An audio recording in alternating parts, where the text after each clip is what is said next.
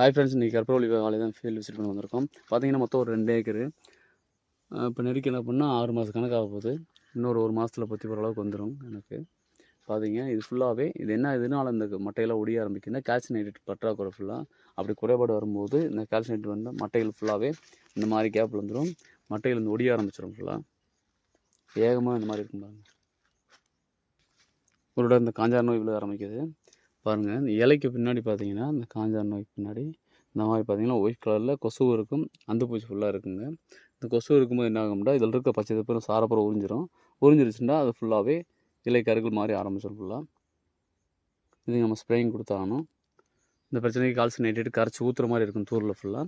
Calcium nitrate போரான்னு கூட வந்து மைக்ரோஃபோட் 3 mix பண்ணி ஊற்றினா போதும். இந்த காஞ்சாரத்துக்கு சூடோமோனாஸ், சஞ்சீவினி கூட வந்து நீம் ஆயில், தயிர் கூட வந்து ஸ்ப்ரிண்ட்டு இல்லை சாவிதா மிக்ஸ் பண்ணிக்கிடலாம். வேறு எதை பற்றி டீட்டெயில்னாலும் ஸ்க்ரீன் நம்பர் கொடுக்குறேன், கால் பண்ணுங்க. தேங்க்யூ.